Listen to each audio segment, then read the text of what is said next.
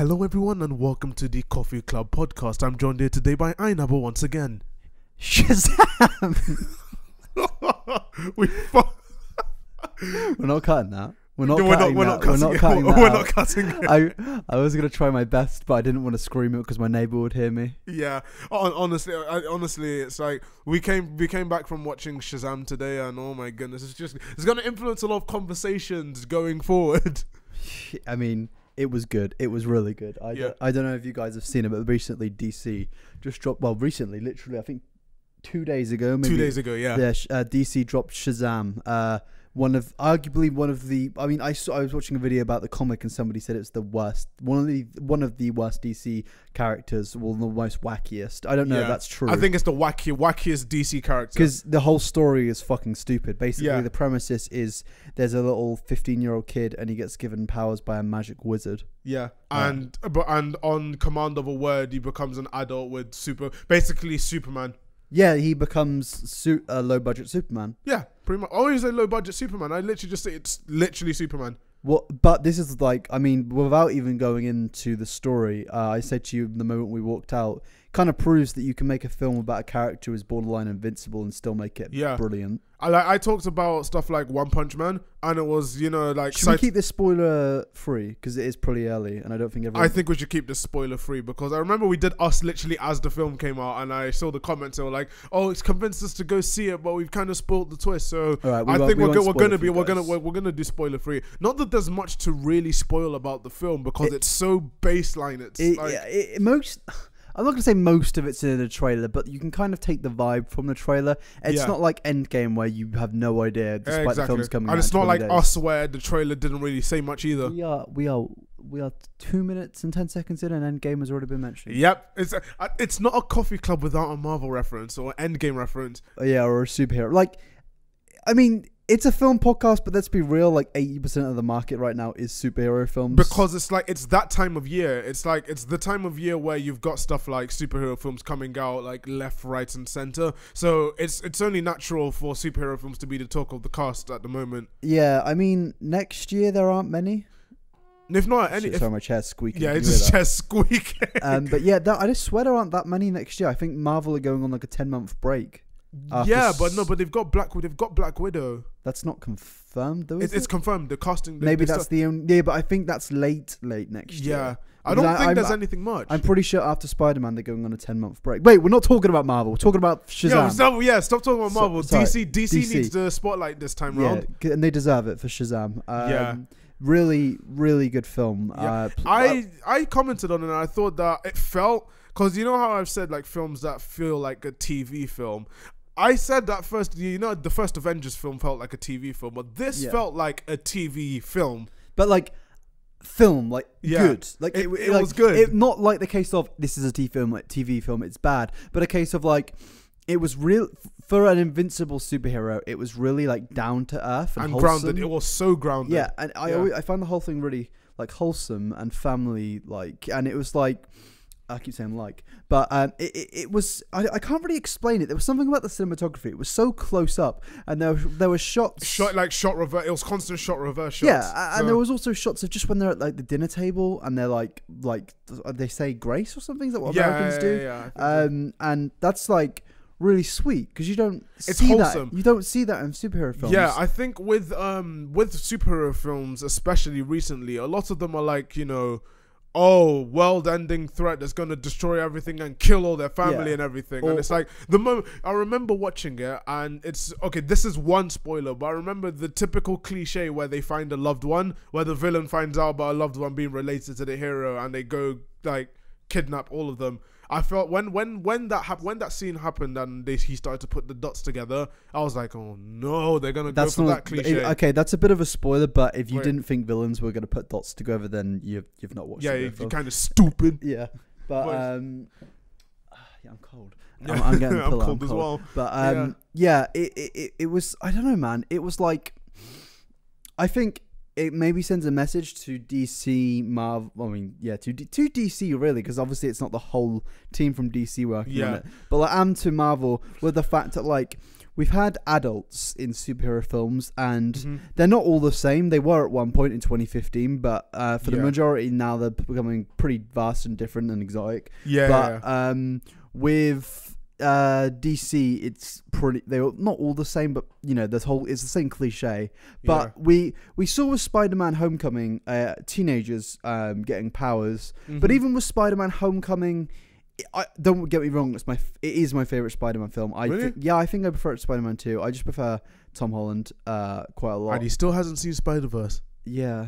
That's now, before everyone gets mad, I'm refusing to see that film until I can see it in IMAX, because I couldn't see it in IMAX where I used to live because there was no IMAX. Yeah, or just get a good big screen and just watch it. Yeah, if it doesn't get re-released, I will. I'm buying a big TV soon, so I may be forced just to watch it on. Yeah, just watch it on. Which will still be cool because it'll be close up. It'll be cool, and you can like pause it and everything because it's now on digital release. So yeah, but in terms of kids getting powers, it's like, this is my point I'm trying to make. It's like, even with Spider-Man, even though it was my favorite one, it was a case of like, it was still that like wacky Marvel sort of like thing of where it's funny and it's cool and it had some great music in it. Yeah, and it's Spider-Man, but there's not that down to earth feel. And the comedy wasn't really in the factor it was relatable to like teenagers or anything. Most of the comedy in Spider-Man: Homecoming was like woke comedy. Was like Spider-Man humor, that kind of stuff where it's like, oh, I'm Spider-Man, but this person, like, oh, Spider-Man's all cool. Like the guy asked Spider-Man to do a flip. Yeah, and he's like, yeah. I'm like, I mean, I like that scene. I like the joke. Wasn't it just before that, like this weird CGI? Or some yeah, shit? It was. But we can look past that. But it's what I was trying to say though is that it's still funny and it's still good. But there's something about Shazam where it feels like a superhero film, but at the same time, it kind of takes what Stranger Things does, and it has. That's what I was saying. It was so similar to, like, it felt like Stranger Things, but with superheroes. And it was like, it was so well done with the. It's like all the people who are acting it did such a good job. The kid actors again. This is 2 films in a row we've seen a film of good kid actors. Well, I wouldn't say in a row for me. I've seen Dumbo before this. So. Oh, I didn't see Dumbo. Thank God. Yeah. Bad. Yeah, it was. Oh, it was painful to slog through. It's like maybe. Sorry for interrupting you. Maybe we'll get on to ripping into Disney again later on. Yeah. But yeah. It was like, in a weird way, like Stranger Things, just how it was wholesome and down to earth, despite everything being absolutely batshit crazy. And the comedy. Yeah, the comedy was. We were laughing. I was genuinely laughing. I'm in a film, in a superhero film like that. It might have been like some once or twice, but I've never seen an audience collectively actually laugh at a joke. And I rarely. This sounds weird, but I rarely laugh at movies in cinemas. Same. I don't laugh at movies in cinemas, but like. But this was actually. There was one joke which I'm not going to spoil, and you know what joke I'm already referencing. And I was like, when they said it, I was like, that was a pretty edgy joke for a I was like, but that's what I like about DC. Yeah. The thing they have over Marvel is they can get away with edgy jokes. They can get away with swearing. There was quite a bit of swearing in it. I remember when I saw the BBFC thing before the film started saying bleeped strong language. I was like, wait, what the hell? Yeah. Bleeped strong language. Can we have superheroes with swearing, please? Actual realism. If there is a fucking like crazy demon guy trying to kill me, I'm probably gonna say fuck. Yeah, you're probably just gonna go. That's why I don't like about Marvel. Marvel don't like using the F-bomb swear word, everything. Fucking they like Disney. just say like, oh shit, this is happening. And I remember Wait, the Age of shit. Yeah, no, well. I reckon Captain America said shit. Iron Man has said it like multiple times, even said it in Civil War. But when Iron Man said shit in Age of Ultron and Captain America calls him out on his language, I'm just like, oh my god. But it's like Disney had bought it by then. They bought in 2010, didn't they? They bought them. I think the first major film that they did was like by then was after the Avengers. I think it was after Iron Man 3. The first one was after Iron Man 3. What was that? Guardians? I can't remember. I think it was Guardians. No, I don't know. It wasn't Guardians. It would have been 2013. No, Iron Man 3 was 2013. So what would it have? It might have been Guardians. Winter Soldier and Guardians were in 2014. Oh, well, I can't really complain because them films are fucking great. Like, yeah, exactly. But the thing is, with language in general, like I remember at the very end, you probably know what I'm talking about, but that character just went on a massive rant on the news. Like when he was swearing in the news, I was like, hold on. Yeah. That generally got some laughs out of me because that's the most realistic kind of reaction. That's what we said. It's realistic. It was so weirdly realistic. It was where even But this is okay. This isn't a spoiler, but this is like the most minor of minor details. Basically, the kids were going into the school they were at, and they were checking bags for like guns and stuff. And I was like, wait, they do that in some American schools? Yeah, they do. In some American schools, they do check bags for like shit. Like it was just and it was just the minor details which like I saw somebody was like they said in their review of Shazam, I felt like I knew Philadelphia after that, and I thought, okay, that's a bit cliche, but you kind of do. Yeah, you do. You kind of feel like like you really feel like you're Shazam. Yeah, no, like, yeah, legit. The people, you kind of get the people's vibe there, and it was one film with dull cinematography, because that's what Philadelphia is. It's dull, but it works. It worked so well, and just the whole quality, even the camera quality, you know, like everything was just good. I can't think of a flaw other than the last fight went a bit too long. Yeah, and also I think one thing that I noticed as well, as in I'm probably going to go on a tangent about the director as well, but before I do that, there's one thing that I noticed, which is a detail in Shazam which I really liked, was the attention to social media that the film has. Like not just a montage scene, but if you notice, I think you might have noticed it, but remember the scene where the bully, it's a bit of a spoiler, but the scene towards the end. No, let's not spoil it. Let's not spoil it. Wait, no, but it's like, so the scene where a disaster's happening and everyone else is running, you hear like someone shout, everybody run, but one guy stays and films. Yeah, like I noticed that like the camera lingered on the one guy who just turned his phone on to record something happening up at the top, and I was like, oh, that's actually pretty decent, because you don't see that kind of stuff happening in Marvel films, because in Marvel you just hear running and screaming. I don't think there's ever been a mention of Twitter or Facebook or anything. I think no, there has been plenty in Spider-Man Homecoming, I believe. Really? Because Spider-Man in the literal opening, the cold open to Spider-Man Homecoming was the fact that he was vlogging everything. Oh yeah. And then he was texting him. As in, I think that's the one where they tried to go for relatability. But I was gonna. But even then, it was good. It was good. Like, and I still laugh at the vlogging thing. Yeah. But is it realistic? It's not realistic. The vlogging was kind of. I liked how they characterized what's it called, to Peter Parker as like a kid, like a kid. Tobey Maguire then, but yeah, carry on. I was about to say Tobey Maguire, but yeah, they characterized Peter Parker as this kid who's been thrown into the whole thing and really wants to be a hero and stuff. And I really liked how they did that, and it led into Infinity War as well. Yeah. The thing is though, I think Shazam did the social media and the stuff where marketing and everything. How he learned his powers and how he got to spread his name. They've done it down to a T. That was so well done. It was cool to see a kid learn powers. Yeah. I felt like I was watching. I felt like legit. I was like a kid watching a film, like when I was a kid. Like it was just cool. And it was. I kept comparing it when we were in cinema to Spider-Man 2 in a way. Yeah. It felt like I was watching. Not another version of Spider-Man 2, but the vibe was like that, a mix of that and Stranger Things. Yeah, pretty in much. A way, in a weird, fucked up way. Yeah, and I think that would tie into what I was going to say about the director, David F. Sandberg. Now, I've been following David F. Sandberg ever since he posted the original Lights Out short many, many years ago. It's a short horror film, and it's about, one of the characters who turns the lights off and there's a demon in her house and everything. She turns the lights off and notices it. Very well done short film. I recommend it. I think it's on YouTube and Vimeo. And it did so well that James Wan himself went to him, and it won loads of awards. Really? He said, let's make a theatrical adaptation of it. So this short film that originated on a film festival, which was on Vimeo and YouTube, managed to turn into a high budget horror film, which did extremely well, and people really liked how smart the character was. And that's down to the director, David F. Sandberg, who's active on Reddit and everything. You could even see his account, and he's really active. Like, he constantly posts about Reddit. He's one of those people that's in social media, and is not one of those people who's like under a veil of, under that kind of corporate veil where they have to be like, oh, I'm relatable, but my manager's telling me to do that. No, it's actually him. Like, he went onto Reddit and commented about stuff that people would enjoy in the film, and it shows in the film as well. Like the montage, the YouTube montage while they were training, that was really accurate. That's in the trailer. I do less to YouTube than Fraser does, but even then we were looking at it, and that's the most YouTube kind of thing that there is. Yeah, a YouTuber seeing a superhero become famous through YouTube,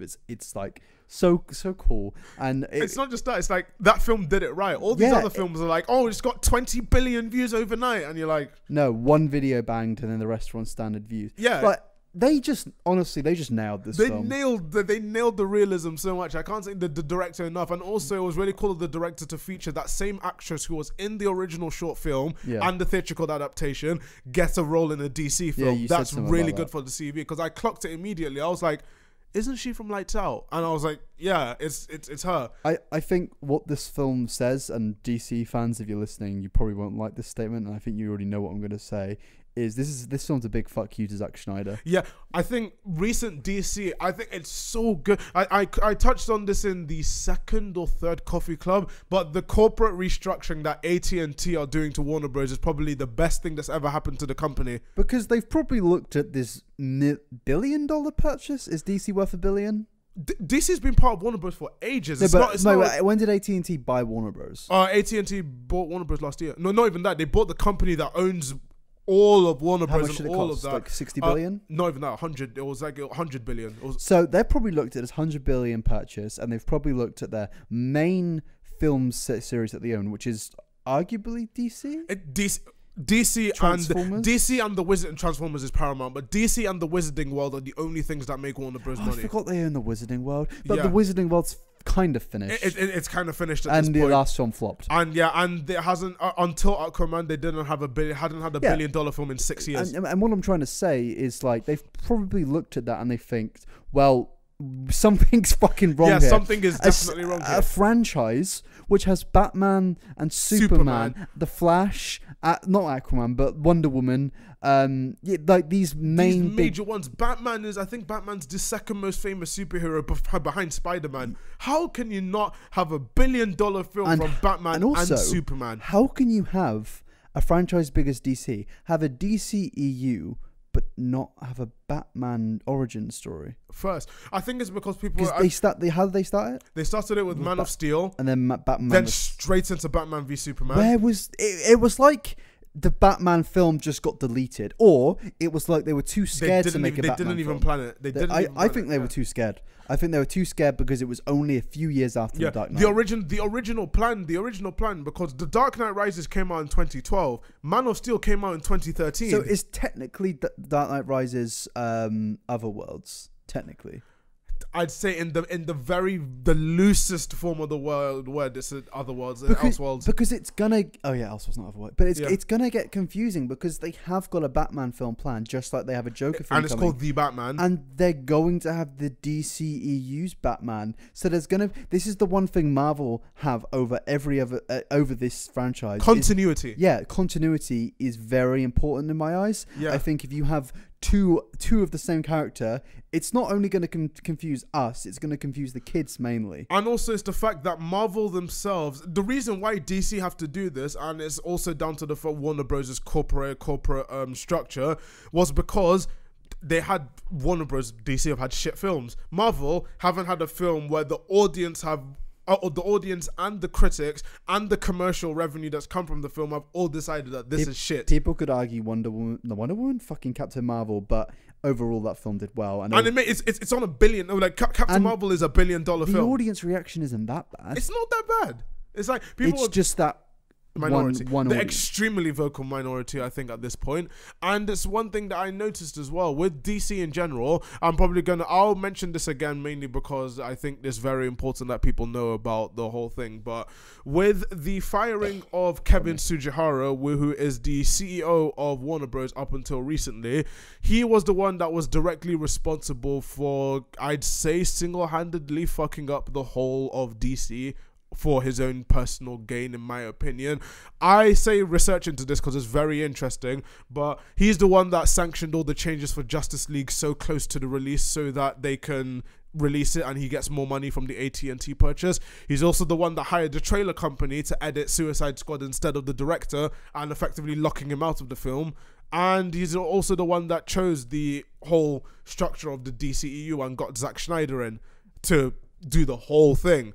Zack Snyder, who I'd say I only like one of his films, I'm gonna be honest. I think actually no, two of his films. Man of Steel. No, I wouldn't even say Man of Steel. I say Watchmen, 300 and Watchmen are ones that I enjoy. The only parts of Watchmen I genuinely really, really liked was the end and the very beginning. In terms of Man of Steel, that was like an enjoyable film, but I wouldn't say it's one of the best films that I've ever seen or the best superhero films. I really like the score though. I feel like having someone like Zack Snyder, someone who's like, oh, I deconstruct everything, like he deconstructed Watchmen and he deconstructed Man of Steel, having him helm the DCEU was probably the biggest mistake that Warner Bros. Did. Well, I just look, I keep saying this in most podcasts, give superhero films to creative and funny directors like James Wan. Yes. Like James Wan. I'm like so James happy. Gunn. Yeah. And James Gunn as well. I'm so happy that the DCEU is now being run by the guys who are running the Conjuring franchise, because if there's one thing about the Conjuring franchise, while they've had some duds, consistency is the main thing that I've really liked about the franchise. You can go into the film and you know what you're getting, and it's consistent, and they know their bounds. They don't do epic world-ending threats as a Conjuring film. I watched The Conjuring 1 and 2 and I very much enjoyed those films. Yeah, they obviously, you know my pick on horror films, but I actually kind of like them. And I'd say with them helming the DC franchise and getting directors like James Wan, who was in the Conjuring franchise, and David F. Sandberg, who was also doing a horror film that was under James Wan's wing, I'd say that is the best thing that Warner Bros. Have really done to DC, and maybe they can get some billion-dollar films from this. Shazam, I'm kind of apprehensive. I don't think Shazam's going to make as much money as, well, your Captain Marvel. It's like the battle between the two Captain Marvels, because Shazam used to be called Captain Marvel. But I feel like, I'm hoping that Shazam makes about, 600, 700 million. Yeah. I hope that DC have a run, because that'll give Marvel something to do. Because Marvel have literally, their backs are now hurting from carrying the superhero genre for 10 years. Yeah. And it's like, I've just read, though, that Shazam's only made 50 million in its opening weekend. Well, it's Saturday, and you've got Sunday. Is it not out in China yet? It's not out in China, I don't think. I do not think it's out. I don't think it's out in China. I think that's going to be a while before that one's in China. It's not out in Russia yet. Exactly. Because what Captain Marvel... Oh, no, it is out. Oh, really? It made 16.4 million on the first day in China. Oh, damn, that's not good. 50 million. If you think about it, an R-rated film by Jordan Peele, and in a horror film, an R-rated horror film by Jordan Peele, which was released last week, made 70 million in its opening weekend. Yeah. So for this, Jordan Peele does have that. He has, yeah, but that's the thing though. This is DC we're talking about after $1 billion film. That doesn't bode well for Shazam. It doesn't, and that's sad. It's really sad. Maybe, well, you have to look at it like this. My favorite Marvel film, Winter Soldier, didn't exactly do amazing at the box office. Well, it made 700 million. That was good for it at the time. I thought it made like 500 million. No, whoa! It made 720 million. Are you sure? Yeah, it made 700. Maybe I'm thinking of the US. Yeah. But even so, it's still not $1 billion. But to be fair, it was not expected to make $1 billion then. Yeah, I know. And Shazam wasn't expected to make $1 billion, but still, it's like, I mean, even Venom did better than that. Venom's done better than Homecoming, so it's like, Venom got 883 but Venom is a bigger character and also Shazam. it did bucket loads of money in China. The Chinese love Venom, but it's like, it's shit though, because like the one good DC, well, not the one, but one of the best DC film in years since The Dark Knight, and it doesn't do amazing. Maybe them projections are wrong. That's not. I haven't found anything. To be fair to Shazam though, the one thing I do like about what DC are doing is they're doing it on a lower budget. Shazam was not shot at a high budget. I think the budget 80 million. Yeah, and that's very, very low for a superhero film if you think about it. That's pretty mad, because like it looked good, and it looked good for an $80 million film. I think that the next thing DC need to do after this is have a superhero film which is again grounded, but don't have a boss or a bad guy which is like all powerful. Like Zemo. Yes, it needs to be. It needs to be the Joker. Like, it needs which to be... was directly going to lead into what I was going to talk about, which is the new Joker trailer. You saw that trailer, haven't you? Yeah. The Joaquin Phoenix. I'd say flamed, but I got people saying, oh, it's bait because I said that the trailer looks boring. But I do not I'm going to be honest with you. From what I've seen, I'm going to go into the film with an open mind, but the behind the scenes, the memes that have already been made on like various websites about the Joker and the way that, like, the behind the scenes footage of him just running across New York City with like cars and everything, all the memes about that, in addition to the whole thing as the Joker as a character being completely and utterly thrown in the gutter in recent years. It is based on the Killing Joke comic? Yeah. it's kind of based. And that's one of the most famous. Yeah, it's comics. very loosely based on the Killing Joke. But the problem that I have with it is A, the director, and also B, it's the trailer didn't sell me on the film. Joaquin Phoenix did, but not. He is a brilliant actor. Yeah, Phoenix is an amazing actor, but the trailer didn't sell me. And what I've learned from films, especially in the last 3 years, then this is surprising because it used to not be like this up to 2015. Yeah. Is that trailers nowadays kind of do reflect well on films. They do reflect well on films. Because Captain Marvel wasn't amazing, and the trailer was the only trailer which I ever thought from in the last 5 years from Marvel, which was genuinely bad. Yeah. So if I find a trailer boring, which is meant to be overhyping a movie, yeah, there's a good chance the movie. Yeah. Now, I'm not saying it's going to be bad. It could genuinely just be a bad trailer. It could be. I'm gonna say right now, way before the film comes out, I'm predicting a 70% or so on Rotten Tomatoes. Really? Yeah, I think it's going to be one of the polarizing ones, considering the director's film history, the Hangover Trilogy, which was like. Then he went on to make drama films. I don't know. A lot of people like the Hangover Trilogy. That's because they liked it as the actors. The first film was good; it was decent. The second and third film was shit. You don't like the second one? The second film, I remember watching that one, and I was like, well, I haven't watched it since I was 14. Yeah, exactly. It is 14-year-old humor. I know, but it's an R-rated film, but it's still like. It's a 14 and the smoke weed epic law. Yeah, it's literally like the whole dank meme. Who are the four actors? In Bradley Cooper, Ed Helms, and Zach Galifianakis. I think I can't even pronounce his name. It's Zach Galifianakis, I think. Yeah. Is that, and all three of them are all decent actors. Isn't Seth Rogen in it? No, Seth Rogen. No, he's another smoke weed. He's a smoke weed and is comedy. That what can you do as laugh? I can't do it. I can't do it. That's it. I just smoked another weed. I just smoked a ton of weed. Yeah. It's but it's like, the director Todd Phillips, I've seen what is done, and it's like his philosophy, his recent film War Dogs with Miles Teller and Jonah Hill wasn't good. It was mixed. It was really average. Do you not think though that, has there ever been a case of a filmmaker who has had a lot of bad films and then knocks out of the park with one? Yeah. I'm trying to think. Because I've known Nolan has always made he's never made a bad film. Villeneuve. You always get directors that have a smash hit film and then the rest are just wank. Oh, the director. Pardon me. Oh, I keep burping on every. It's because I drink Coke every time I'm doing this thing. Oh, Dan Gilroy burst onto the scene. I'd say burst onto the scene in directing with Nightcrawler. Nightcrawler was an extremely good thriller. It's one of those thrillers about a news person. Then he made 2 shit films in a row. Ridley Scott's a good one as well. As an Alien, and then I watched a bit of Aliens, not Alien, the other day. Aliens is James Cameron. Yeah, I know. I'm just saying I watched Aliens. Yeah. He did Ridley Scott did Alien though, right? Yeah, he did Alien, and he did the rest of Alien. He did Alien, then came back with Prometheus and Covenant. But I watched Aliens, and it's so different to Alien. It's so different, yeah. It's because it's so good though. Even the branding, the branding completely changed. It went from Alien, which was what it did, greenish only thing. No one can hear you. Yeah, in space, no one can hear you scream. That's fucking creepy. And then Aliens. Just make a fucking good Alien film. It's so Alien easy. Isolation is the best Alien film nowadays. Honestly, it's so easy. It's so easy. Somebody who owns it? Warner Bros. Own it, right? Oh no, 20th Century Fox. Oh, Disney own it. Oh please. Oh no. Disney. Oh, no. Disney. Just give $100 million to who should they give $100 million to? Don't. Ridley Scott has direct control over the franchise.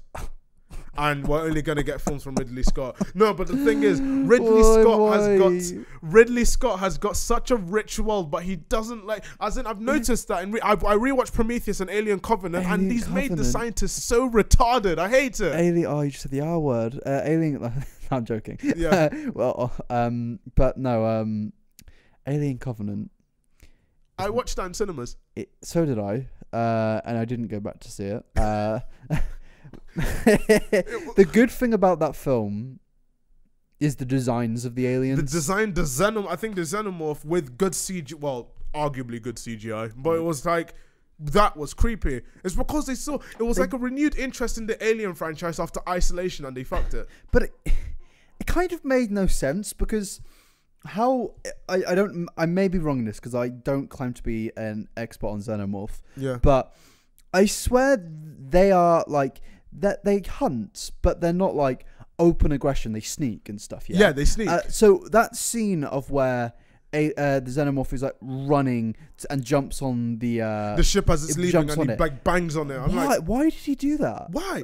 I know he wants to kill, but why? Why would you run where there's like 5 people and they're on a massive ship? Because it makes no sense. Why not just stay on this land? And it's also it's one thing in isolation. They made the xenomorph genuinely creepy and like really hard to get by, and it was sneaking around all the time. In Covenant, it was literally out in the open. It could have been there with like a massive machine gun saying, "Hey, look at me! I'm gonna kill you now." It wasn't creepy.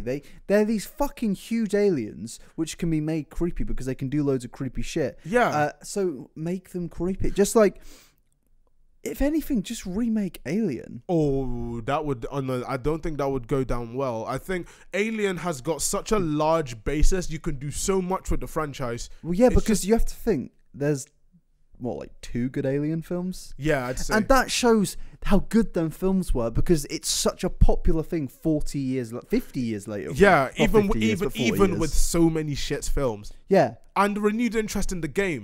It's also mainly because there is such a desire for alien horror films, and they just haven't. Yeah, I remember you making a tweet before saying about a lack of Alien. We haven't gone. There's going to be a phase in our lives when finally the horror industry realised that there are these things called aliens. Yeah. To be fair, there was recently a film called Life. If you've seen that one, you did mention that. Yeah, Life is an alien horror film, and but I'm talking about big budget horror films, like Conjuring level horror, like films where like.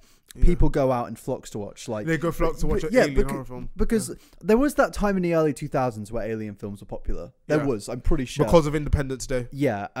That's when we got Signs. Have you watched Signs? Do you like Signs?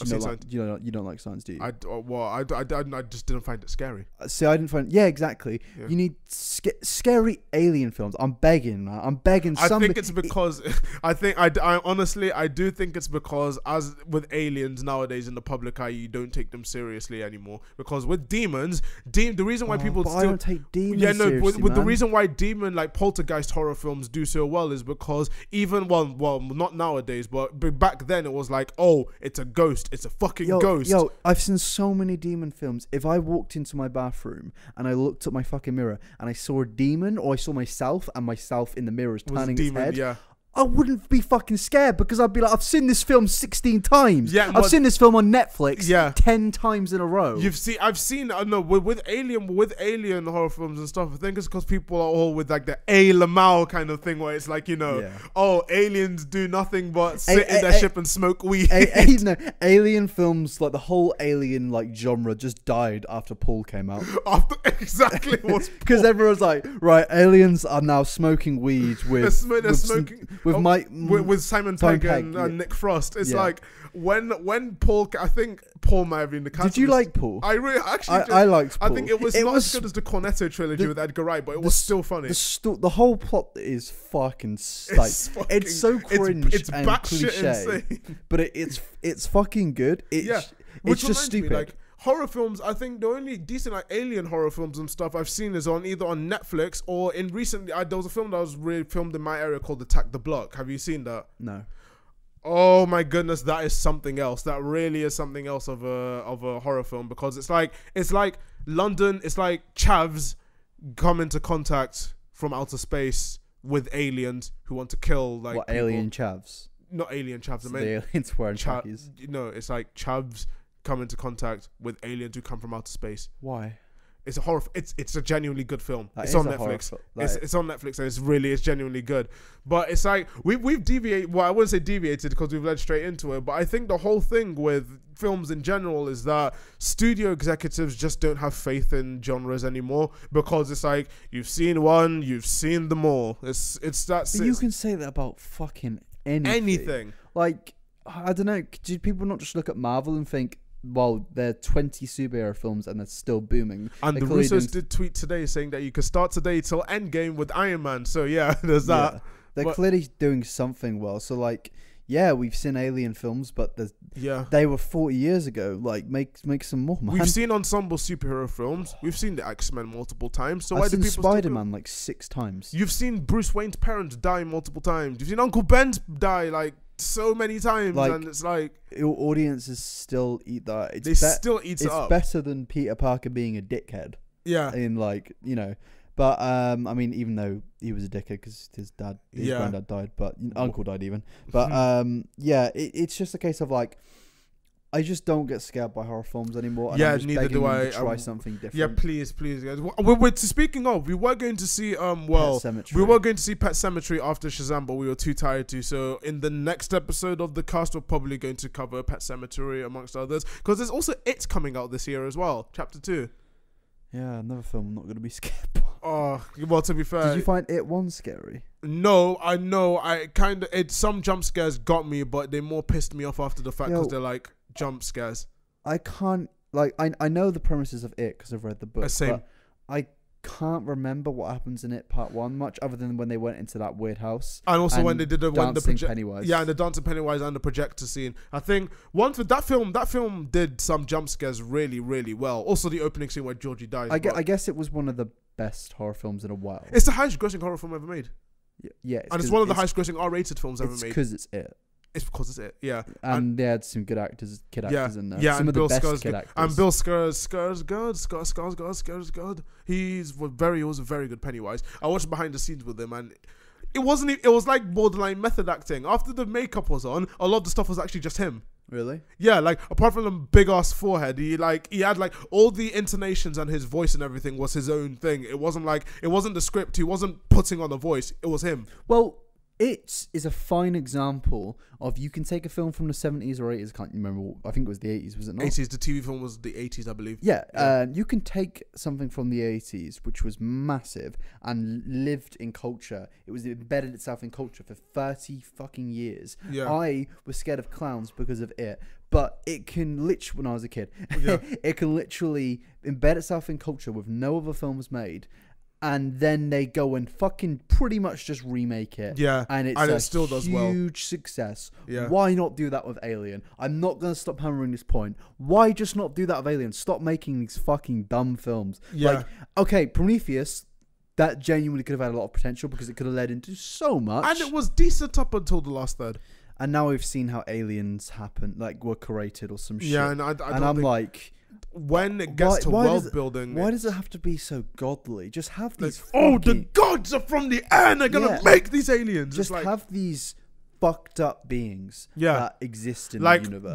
That's what's scary, because they're just fucked up for the reason of being fucked up. There's a Stephen King novel. I can't remember what room number it is. I think it's 1408. I think it was a Stephen King film and the book, and literally the book and the film both outline that it's not the main character's fault. He hasn't done anything to anger the demons of the past. It's literally just an evil fucking room. And yeah, exactly. And I mean, this even throws back to like superhero films. Yeah. Like, this is why I know the Joker has origin stories, but it's commonly not known what his actual real. The Dark Knight said it best. Some men just want to watch the world burn. Yeah, like you can have like it's a common complaint like in superhero films to have like ERJBs from Cosmos. Basically superhero villains which are just there for the sake to be evil. But you can be evil for the sake of being evil if you're actually believable. Yeah. So just give us some believable. Yeah, don't just get like, because I kind of like how more villains are becoming like, you can understand where they're coming from. Don't get me wrong. I if not prefer that more. But for once in a while, you can just have somebody who is just evil to be evil. Like the villain in Shazam. Or Heath Ledger's Joker. Yeah. But it's like, Marvel hasn't had a believable evil just to be evil character. No. Thanos has a motive. Thanos has a very deep motive. Killmonger has a motive. Hela had just wanted to be more powerful. She was. I mean, she was evil for the sake of being evil. I think Hela was, and she wasn't believable. I know she wasn't believable, and I think even that it was because she was neglected by Odin, because it was like, oh, we were both evil. Yeah. Then Odin saw the light. That's the thing. They try. That's it. You've just nailed it. Yeah. They try to give them motives. Just say they're fucking evil. Just say they want the world to ban. They want the world to ban. Yeah. And rather than just, oh, I'm trying to take over the world. let's have somebody that wants to burn everything. Yeah, I really want someone to, I think, because the thing is, with Doctor Doom and all that kind of stuff, they're not really evil for the sake of being evil. They got neglected. I just want an evil fucking villain. I want somebody who's genuine, even if it's in a one singular movie, like the third Spider-Man film. I don't know. Oh yeah, probably wouldn't fit too much in Spider. Maybe if 4 gets another film, which he probably will, give him the film or give it to maybe. Theoretically, if Iron Man survives Endgame, could there be an Iron Man 4 in the future? No. What if the franchise starts to decline? Maybe, but they could just who could fight an evil just to be evil guy? Oh well, the Guardians can. That's a good one. To be fair, the villain Ronan was a guy, but Ronan was trying to prove his point against. And he was cheesy as fuck because they really, really ruined him for getting Captain Marvel. We just need a psychological guy who is evil, and it's like I think. This is the fault of a lot of comic book YouTubers or video essay YouTubers who always say that, and they're not wrong for the most part, that all villains need motives, who have believable motives. But again, I think we've forgotten the art of evilness, a wicked evil. Yeah. Ironically, the company that used to nail it were actually Disney in their old animated films. In the animated films, exactly. Disney were evil. Yeah, Jafar, I'm so mad about what they're doing to Jafar in the Aladdin live-action remake, because it's like... Wait, what are they doing to him? Well, I'd say his character was so evil in the animated films that they're just taming him for this one. And he's just, like, they're cunts, and that's what we know them for. Like, fucking... I mean, some of them may... Wait, is his name Gaston from Beauty and the Beast? Is it Gaston? I don't know. Well, yeah, the villain in Beauty and the Beast, he's a cunt. I mean, some have some minor motivations, like Scar wants to dominate. But to be fair, Scar's just evil. Yeah, Scar. Evil. Like, he killed his brother in cold blood. Like that. I guess that is what we're missing from the Avengers, an Avenger to go bad. Yeah. I think, we had Hawkeye in the first Avengers film. Yeah, but he was possessed. But we need the evil villain, and we need him to take an Avenger and make. We need the Joker to make a Two-Face, but that's literally it. Yeah, we literally just need the plot of the Dark Knight. We need the Dark Knight to shape the superhero franchise once again. Just maybe not for the. Don't create a DCEU. Yeah, make a Winter Soldier, and we'll be happy. Yeah, because I don't know, because I'm just like trying to think if there are any evil characters who. There's not really. Red I think Skull anime is the only thing that I know for sure that they make evil characters that are evil just for the sake of being evil. Even as like Western, I wouldn't say Western. Even as liked in the West as Dragon Ball, like. Frieza's like evil. The reason Attack on Titan is so... I mean, I haven't watched the fully season 3, so I may be wrong in saying this, but as far as I know, the reason that it's so like engrossing and so interesting and good to watch is because the Titans have no reasons. Am I right? Yeah, the Titans in Titan form, as in most of them, they don't have no reasons. They're hungry. They want to eat people. Yeah, they want to eat people. And some of them are doing it for sport, as far as some of them are doing it for sport. It's like the Centaurans in Doctor Who. They just kill for sport. Yeah, and that's cool, man. That's why I do not give a fuck that if it was revealed at the ending that the Titans were just there to be evil. Cool. I would be fine because I've read ahead in the manga as well. One thing that I like, one thing in One Punch Man, which starts soon, which I'm very mad about. But one thing I was going to say about that was Garo, who's a new villain that's coming in. Who's, if you read ahead in the manga, he's like a very, very prominent villain. He's there for the sake of being a villain to the heroes. Like, he even says, like, oh, being a hero must be so boring. It's so righteous. I'm going to be a villain. I'm going to kill all the heroes. Not even that, he's going to maim all the heroes. I was like, yeah, that's a villain. I want more people. I want more people in Western media to be just evil, which does lead me into something that Fraser wanted to talk to me about, which is he brings me some bad news. He hasn't told me, as in he's kept me in suspense even before the podcast has started, and he hasn't told me. I really want to know. The news is bad. It's actually about Endgame. Oh no. So I can't. I just gonna say. Spoilers. Yes. Are you sure you want to hear this? Yeah, I do. It's bad news. What's the news? Do you want to guess? Captain Marvel kills Thanos. Is it to do with Captain Marvel? Basically. Yes. It's not 3 hours and 2 minutes. It's 3 hours and 1 minute. Oh. You've been baited. Oh, You've actually been baited. I've been baited. You've been baited. I've been baited so hard. Have you been wondering what it is for about 3 hours now? I've been wondering it. You kept me the length of Endgame to tell me that the length is 1 minute shorter than it actually is. You just kept me in. No, you don't understand. I was genuinely in suspense when he was like, oh no. Normally I'd be like, he's joking, but he said, oh, I'll tell you in the podcast. I was like, oh, it must be bad if you're telling everyone in the podcast. You're evil. You are actually evil. You're evil for the sake of being evil. I hate you so much. I quit the podcast. I can't do this. Oh my goodness. But to be fair, it's like, even then, that's 1 minute less of action. That's genuinely horrible. Are you actually upset by that?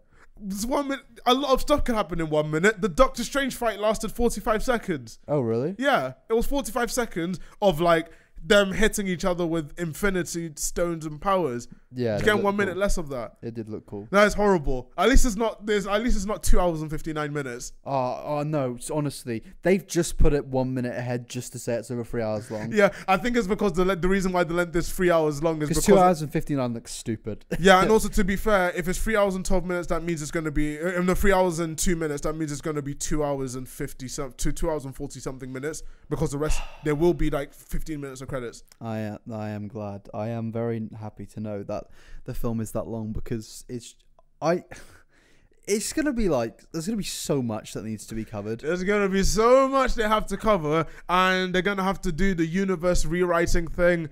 Oh my goodness! I genuinely don't know how they're gonna pull this off. Because people say there's so much time to do everything, and not just that. It's the director. Okay, so I'm gonna say something, but the reason why I'm also so excited is because literally everyone, industry insiders, outsiders, critics, everyone who's had a chance to see the film already, they've all been like, it's amazing. It's amazing. And I remember the director of Doctor Strange, Scott Derrickson, he tweeted the other day saying that while he was editing Doctor Strange at Marvel, Joe Russo came up to him and he said he gave him a very short pitch for Infinity War and Endgame. Scott Derrickson told him that if you nail Infinity War, which he did, Endgame will be absolutely mind-blowing. Yeah, and I can't. And this is the only film I think the only film I've ever seen where the pre-reviews by everyone, it's not even people being contrarian to say, oh no, well, the film's like, shit. It's not okay. And this is a film, just think, critics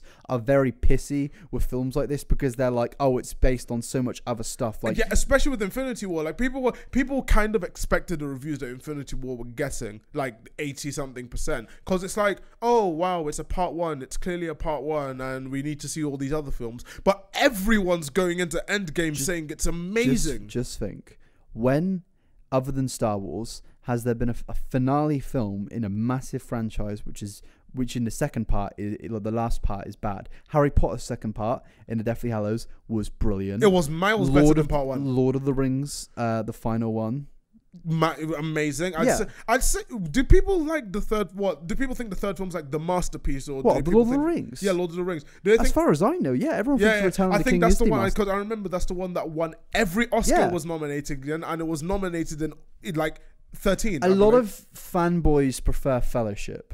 A lot of them. Oh, okay. But in terms of films, I say the achievements, because the Return of the King is still the only fantasy films ever won an Oscar for best film. Because it's fucking awesome. Imagine, and the fact it's kind of sour that Black Panther had to be the first proper superhero film nominated for best picture. Yeah. The only redeeming factor to that is that it had Killmonger. Yeah, and it was like, his death scene is fucking cool. He has the most like badass death scene. I kind of, honestly, now thinking about it, I was like, I liked it. It's just the way he said, I'm going to see bury me with my ancestors. Yeah, he's literally like, you may as well just bury my ancestors in the sea. I'm just like, and that hit hard. Well, yeah, because you're the honorary black person of the podcast. Who, me? Yeah, he's the honorary black person because it hit so hard. I'm just like, when that happened, I was just like, oh, okay. I was in, okay, good line, but it's like, it felt really weird the way he said, "Oh, just bury me with the ancestors." Did you not like that reference? No, no, but it's like for him personally, when he dies and everything, he's when he said, "Oh, bury me in the sea," I'm just like, you're not advocating for all the race stuff there. You're advocating for the people of Wakanda all the time, and also your support was from your father, who was from growing up in a bad neighborhood. But he descends from Africa. Yeah, I know, but Wakanda is. Yeah, I know. It just felt. I think that line. I think everything else was like it's beautiful and everything. But I just felt like the way his character all of a sudden, because his character was all. You're the only person I've ever had to not like that line. Yeah, no, it was like no, it was like the way it just happened. The way it happened, as in it was like, oh, kill this clown, or this person's like you're a prig. I'm gonna let everyone live the way that we were supposed to live. That kind of stuff. And all of a sudden he's like, oh, just bury me with the ancestors. Oh, it's beautiful. I think it was a case just kill me, man. It's like I just think it was a case of he didn't want to be imprisoned. Yeah, no, I think it was. Yeah, because prison. I think in prison would probably be worse for him. It's a fate worse than death in his eyes. But it's like especially with the Black Panther, like in Wakanda as well. Yeah, but in general, I think in terms of, I think Endgame. I'm hoping Endgame would be the one to break the superheroes at the Oscars, even though the Oscars don't really mean much, but to break the curse of actually getting nominated for stuff that's worthwhile. It won't.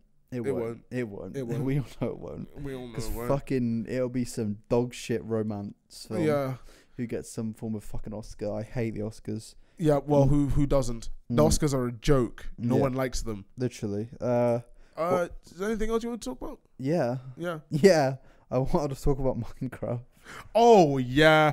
Because we did say we were gonna talk about games. This is like Jablinski games. This is wait. Our podcast is basically like Jablinski games. We don't even talk about games up until Minecraft, and even then we're doing it ironically because. I mean, have we? I mean, I certainly haven't. Well, what do you mean? Like you've? I'd say I wouldn't say I've been ironically playing Minecraft. Like, look at me being all ironic. I'm gonna open Minecraft and play ironically. I'm just like, no. I enjoy playing Minecraft, but I am way past the point in my life where I think I identified with Minecraft so much when I had a shit PC. Cause my old PC was probably the worst thing ever, and I used that to play Minecraft all day, every day. Those days are kind of beyond. Like those days are like. So what really do you play Minecraft for now? I'd say to cool down. It's like just to cool off. If I've had a long day where I've done commissions and done all that kind of stuff, or I've like written for a video, I literally just go into Minecraft and build some mad shit. Yeah. And I just use that. It's like I don't go to Minecraft to go there because I used to go to Minecraft, like go to all these multiplayer servers and play competitively. Like I want to be. I used to do that. Capture the Flag on a Friday night where all the classes were free was probably the best nights of my life on Minecraft. But with Minecraft nowadays, I just do it to like cool down, which does lead into us opening a server. Yeah, we made a server for the coffee clubs. Right now it's available for everyone. This will be uploaded like tomorrow. I think, but at the time that this is going to be uploaded, it's still going to be open for everyone. And yeah, because we still need to. We're in the process. I remember doing this ages back. It's all coming. I think in recent times it's all coming back to me because I used to own a server when I was really young. But when doing all these server configs and doing warp systems and doing all these commands and stuff like that, it's all flooding back to me by the time that we're opening the server and stuff, and we're still doing tests. Yeah. In terms of stuff to do with Minecraft, though, I'd say with the server that we're doing, we just want to make it so that people can go cool off and just have some fun. As in, we're not looking for it to be this one super large network of servers that people go in and it's in and out of the other one. We just want to make it so that people can just chill and have fun. Yeah, legit. As in, we've been building with subscribers and fans and all these people. Like we've all been building the servers and stuff. We've had like a hunting session yesterday. We literally just hunted everyone in the server. We just fuck with everyone on there. I think that's part of the deal. It's literally bringing back Minecraft trolling one by one. Yeah, legit. It really is. I've been enjoying it, and it's a good way to interact with you guys. Because I rarely talk in Discord servers or I reply a lot on Twitter. Yeah. But like Minecraft is like weirdly more direct and personal. Yeah, it's more direct and personal because you're helping people build. It doesn't feel like, in the least condescending a way, it doesn't feel like I'm interacting with. I hate the word fans. I hate that word. Like followers. Every time someone talks to me about like stuff like my YouTube, I don't say fans. I say I don't like the word. Yeah, fans. That's what I'm trying to say. It doesn't feel like I'm interacting with.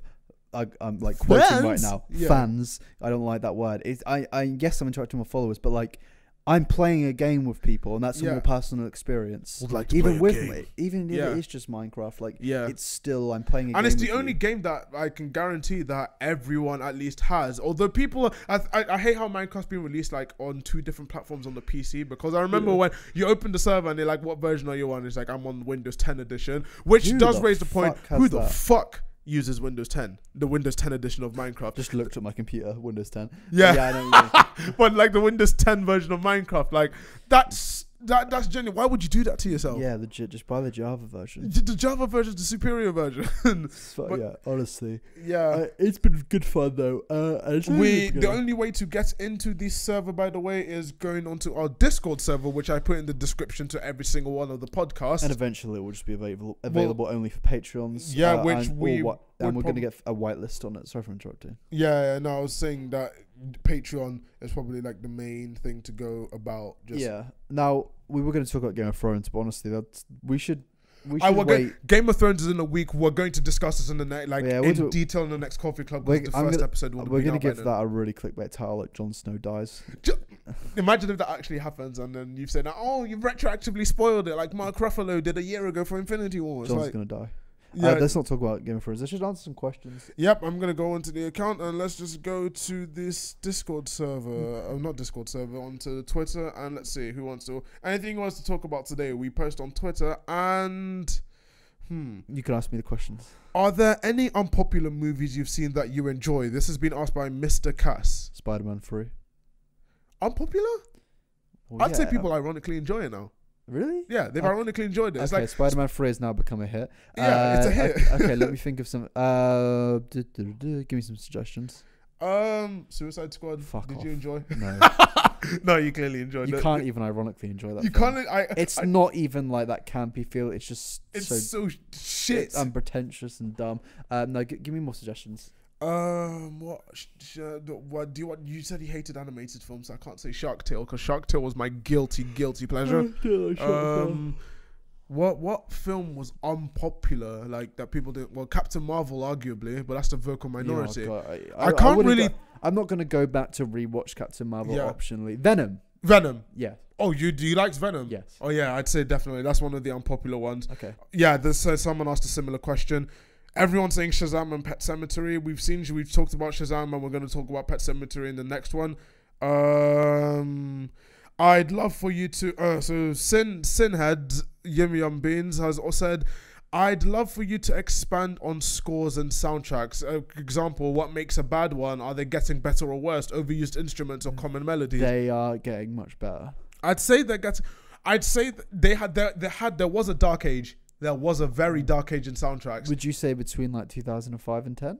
Yes, that was exactly what I was going to say. It's the same time. There was one though. There was one. The Dark Knight. 2 then. I think it might be the same composer. Yeah, it is. Hans Zimmer. And can you guess the other film? The film Trent Reznor, The Social Network. No. That was in 2010. Who? Inception. Yeah, Hans Zimmer. Yeah, but I'm saying, could you guess what film it was? The Inception and Dark Knight. Yeah. In 2009 came as Inception. Am I right? 2010. Inception was 2009. It was 10. What? Really? It was 10. You can check it right now. That's one thing I definitely know because in 2010, Inception lost the Best Film and Best Soundtrack Oscar to The Social Network. Okay, it was 2010. Yeah, but I'd say the Dark Age, 5 to 9. 5 to 9 was probably the dark ages of like film soundtracks and stuff in general because all of them sounded the same. Action films in general all sounded the same. They all had like the like that kind of song, and you're like, yeah. You've heard one, you've heard them all, but it's I honestly, I think a thing that influenced like scores and soundtracks quite a lot was actually Inception. Well, mainly Inception, but I'm thinking of another thing. Game of Thrones. Ramin Djawadi. He is a fantastic composer. I'd say though, Game of Thrones didn't really actually influence it as much as I expected it to. I think Game of Thrones has that unique sound to it. What about the melody, the song with Cersei? Or Hard Home. I think in general songs like that, I wouldn't say they've influenced. I say they are the staple. They're the staple of like TV soundtracks. They're Yeah. an example and a case study in how to make TV soundtracks Well, Hans work. Zimmer's obviously going to influence everyone. Like, Yeah, I think Hans Zimmer has constantly influenced everyone. He constantly seems to change the game. it. Every single fucking Christopher Nolan Every single film. major, Is like Christopher Nolan always Hans Zimmer? yes, Yeah. it's. I think What a duo. What a fucking duo. the dark. Like, oh, to be fair, Batman Begins did have Hans Zimmer and someone else. I can't remember. I think it was Benjamin Wolf. I think Dunkirk influenced it so hard. Brilliant soundtracks. Yeah. We're now going into a really good age of soundtracks. Yeah, I think we're getting into the best age of soundtracks because you've got talented soundtrack creators. You've got Lorne Balfe. You've got Lorne Balfe was Hans Zimmer's understudy, and you can tell from the Mission Impossible soundtrack. But you've got like Lorne Balfe. You've got Benjamin Welsh, who worked on the Blade Runner thing with Hans Zimmer. You've got Tyler Bates with Guardians of the Galaxy. Even the Avengers. Alan Silvestri. You've got who else you've got? I'm just throwing out recommendations for people to watch on soundtracks. It was the one thing. This is the only. Well, I have a lot of problems, but this was the main problem I had with the Harry Potter series. There wasn't, other than the intro, there wasn't exactly a memorable soundtrack. Ooh, I'd say that's arguable because I'd say the soundtrack there's memorable songs within it, and by memorable I mean as in just in iconic scenes like Dumbledore's death scene. The soundtrack, Dumbledore's farewell was that score was genuinely amazing. I think I need to know it in my head though. I think for a song to be a soundtrack or a score to be good, a normal audience has to remember. Has to like recite it. If I played on Spotify right now, you should be able to get it instantly. I don't want to get striked. Yeah, but it's like Harry Potter. The intro is. Yeah, you've got, and it was John Williams who did that. Yeah. And in Star Wars, it's like Star Wars. I can remember everything from Star Wars. That was a good age as well. Arguably from the latest ones, I don't remember anything from the latest. Yeah, the Disney trilogy. Avengers, we can remember that. Avengers, well, of course, the Avengers theme. Even then, with it was like it's like with Avengers. I think that's what Marvel had for a very long time. Their biggest problem was the soundtrack. Now they're nailing it. Now they're nailing it because they're hiring good musicians. The Winter Soldier soundtrack and stuff. That's the composer I was missing. Henry Jackman. My God, what I didn't know about his work in the Winter Soldier because I was introduced to his work in the Kingsman. You know the scream thing on the soundtrack when it's that apparently is Bucky when he falls in Captain America Winter Soldier Part 1, but it's actually like amplified. Oh, I remember someone else who did this, Daniel Pemberton, for the Spider-Verse soundtrack. The Spider-Verse soundtrack was so good. One of the main villain soundtrack and sound effect was literally just an edited version of an elephant making the noise. Like, it's like soundtracks, we're in such a good age of soundtracks and everyone's doing it. I think that we're gonna hit, well, I wouldn't say recession, but I think we're gonna hit a crash soon. You think it's gonna go bad again? I think it might go bad soon because everyone's now trying to change the game with their soundtrack. You had Hans Zimmer using the watch. You had Daniel Pemberton using like DJ and stuff and using actual sound effects, and we've got people using less and less score. Like, I think if Infinity War was scored by someone else way back, the Infinity War score was. I think that's a 10 out of 10 when score. When Thanos is just sitting there watching over the universe, it's like Porch is such a good song. It's like such a chilling way when you first see that moment of where he sat there and that song starts playing, and it just cuts. Yeah, and it cuts on a happy note as well. Yeah, it's like a major key. It's like the dude just killed everyone, and he's just sitting there like. Yeah, I did the job. He did it. Yeah, and like that soundtrack just added to it. And it ended on a major key so that you knew that it was Sam Thanos' film as well. And that's the problem is if that was scored by anyone else, I guarantee you there'd be like intense music happening during the dust. Because I liked how the film. I think we're gonna hit like a moment where people don't put music. I like how people don't put music in some scenes that elevates it. But I think it's like. Would you rather the dust have music? No. Yeah, I was gonna say the dust. No, the dust without music was so. If it was scored by like anyone else, if they had that scene, where it had like music, like intense music, as everyone's dusting, and you're like, oh, it's like sad music. It's like. You feel like you're being manipulated. Yeah, you're like, but the reason the dust is such a powerful scene is because it's silence. It is just emotional. There's no emotional manipulation there. You're just watching your favorite. All you hear, yeah, exactly. All you hear is just thunder and them dusting away, and then it leads into Thanos' theme, like the porch at the end. Yeah, then perfection. It's just absolute. I think it's such an amazing. I think film soundtracks in general, in a good, like Guardians of the Galaxy Volume 2. That the score, I will honestly say the score is one of the top scores in the superhero film. Like, one thing that I like DC for is that they never lack on their soundstracks. Oh, fucking. Not even that. Man of Steel and Batman v Superman did have banging soundtracks. What was it called? The Man of Steel one, where it's like, Flight. What are you gonna do when you're not saving the world? Oh God, I love that soundtrack. Yeah, I think just Hans Zimmer, because Hans Zimmer said that he's not scoring I think it was after Batman v Superman, he said he's not scoring a superhero film again. Why?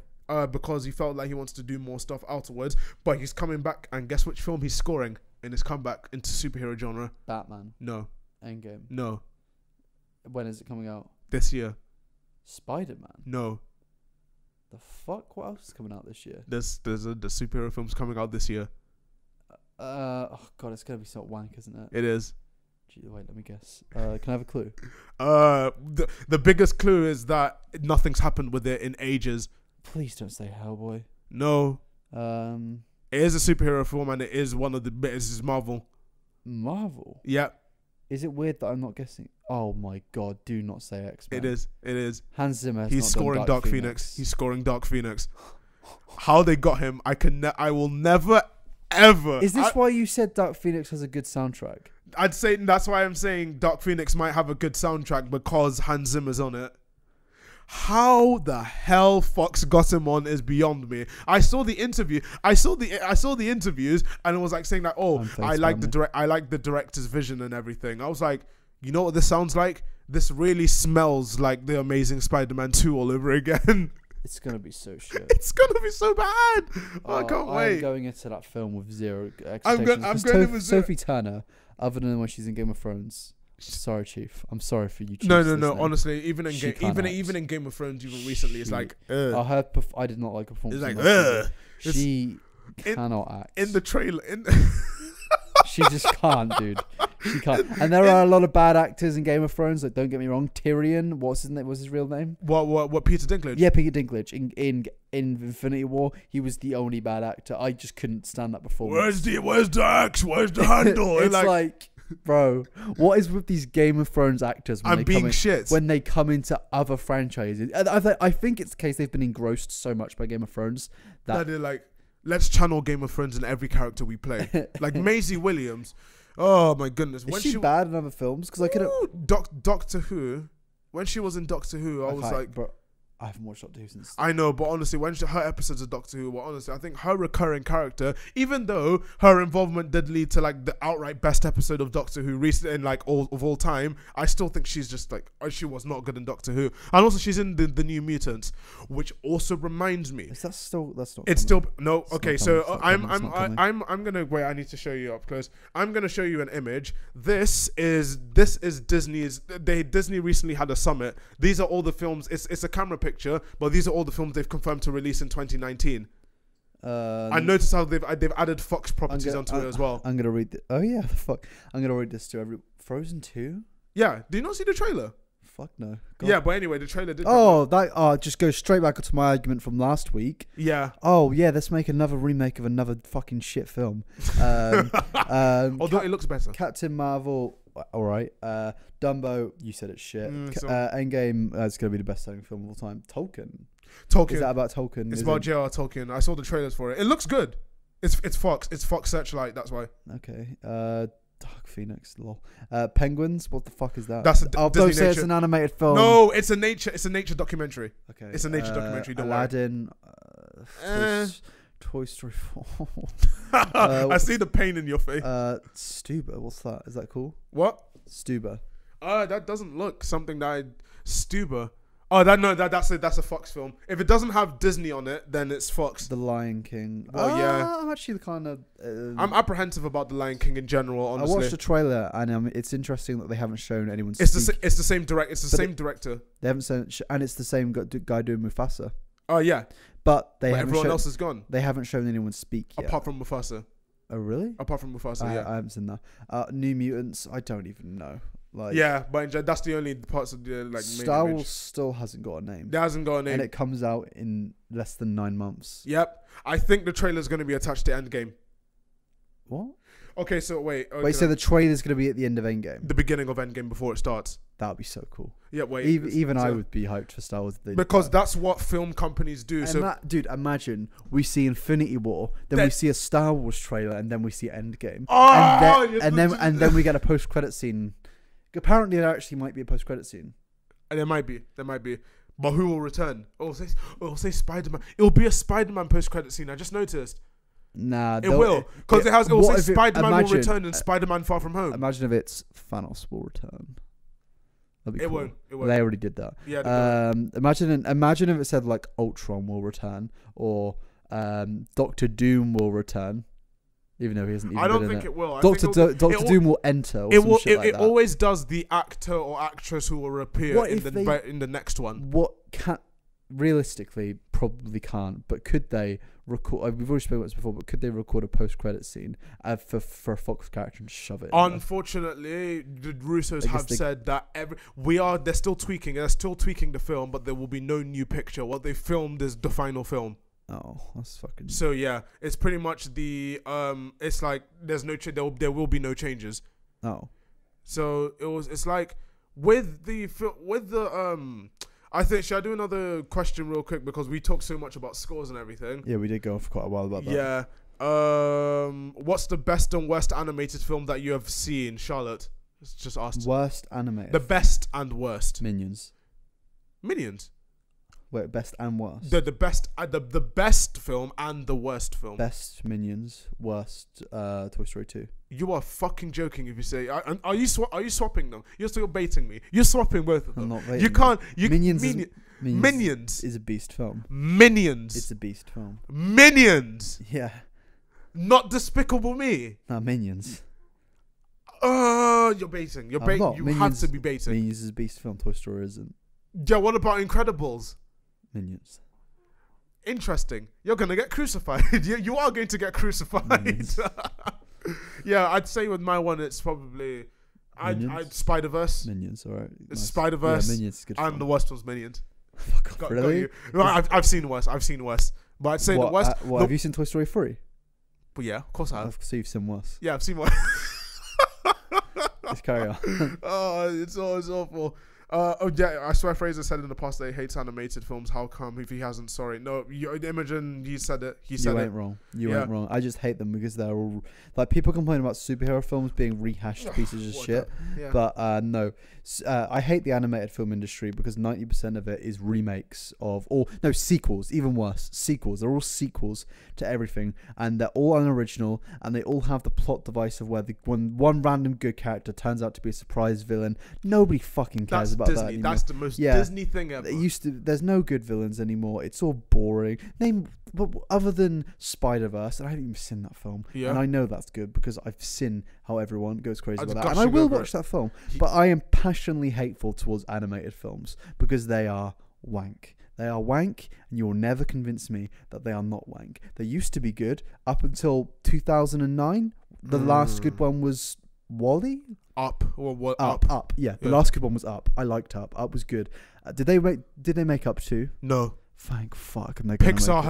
Pixar's whole philosophy as a company is not to make sequels until recently. That's because they've kind of run out of ideas, and even then, the original ones they've done are good. I'm going to be adamant by saying Coco and Inside Out were decent. Well, this it's just why I hate. That's the reason I hate animated films, because they just so many sequels. And you need to understand as well that animation is expensive. But also it's. People may say, well, there's so many sequels to films you'd go on about. That's very true. But these sequels, they're not there for creative outlets. Every film's there to make money. Don't get me wrong. But these films are only there to make money. They're only... it's like... that's what it is. Exactly that. They're there for you to go, do you remember that? Is that like one guy from Toy Story 1? I remember that. Yeah, exactly. I remember. Yeah. It's like... That's why I hate animated films. And favorite Imogen asked once again, favorite film soundtrack, not just Marvel. Favorite film in general, because he knows you're gonna say Marvel. Duel of Fates from Star Wars. I'd say soundtrack in general, the entire thing. I'm going to say Inception. You know what? I've got my Spotify is filled to the brim with. I'm not gonna say. Sorry. We're not gonna say Marvel. The one from DC. You know the one I'm talking about. From Superman. Man of Steel. What are you gonna do if you're not saving the world? Yeah, no, I'd say soundtrack there because I think it's talking about albums in general. What I'm going to say is, if you've seen a TV show, I don't think you've seen it, but it's a TV show called Utopia. No. I talked about it. It's a Channel 4 show, and I'm very sad that they cancelled it. Spooky. But one consistent thing about that show is how banging the soundtrack is. Yeah. I'm saying banging with a capital B because that soundtrack is so good. I don't think I can recommend a TV soundtrack as much as Utopia. So you just type in Utopia and Utopia 2. If you go see that soundtrack, it's literally like essential viewing. It's the most cinematic TV show I've seen from British TV. Yeah. And I'm so sad that Channel 4 cancelled it when they did, because it's like it's just, oh my goodness, I miss it. That's some more. This is, I'm sorry if I'm not pronouncing all of your names correctly. I'm probably gonna get crucified when this comes out. But you've got Dogs for Tro. Your favorite books, please. Harry Potter. Of course, you're gonna say Harry Potter. I'm gonna say one. I'd say it's it's like a young adult, not even young adult. I'd say it's kind of a 11, 12 plus series. But Skullduggery Pleasant. I thought we were gonna say Percy Jackson. Fuck no, no. It's no Skullduggery Pleasant. That one I've been invested in the Skullduggery Pleasant franchise since the first book in 2007. Yeah. I've read all of them as it came out. The new one's coming out this year. I've never actually been hyped for a book. Really? Because when I started with Harry Potter, I started by the time the last one came out. I started when the last one came out. That picture is fucking horrifying. You're not hyped for the next Winds of Winter? You're not hyped for Winds of Winter? The next book in the Game of Thrones. Well, it's not Game of Thrones franchise, but it's never coming out. What? It's never coming out. No, it is. It's never coming out. It is. A Dream of Spring is coming too. Yeah, that's the one after. It's coming. And if it doesn't come, he's going to give it to a son. Does he have a son? He's going to die. Does he have a son? I don't think he does. I'm not going to Google it. Yeah, I don't think he's going to give it to somebody. He's going to give it to his daughter. No, he's going to die with it. No, he said if he dies, he's got this prepared. And I'm pretty sure if he dies, the book will be written. What? No, sorry, I my microphone swiveled around. The book will be written, but it will be written by D&D. Don't kill me. And it will be written by somebody in his family and Stephen King. They'll all group up. No. They'll all group up and they'll make it. Oh god! No, because Stephen King could do it. Because Stephen King writes some freaky shit. Stephen King, right? Honestly, don't describe it. Not on this podcast. Just say he writes freaky shit, because there's that one scene in it and it's fucked up. I know, but Stephen King in general, he can't write endings for shit. He's notorious for being extremely shit at writing endings. Pennywise turns into Big Spider. No, sorry for spoiling it for you lads. Like, honestly, I'm going to say it. Like, Stephen King is very, very shit at writing endings, and even then, I'm going to say he's past his prime. He hasn't written anything good in ages.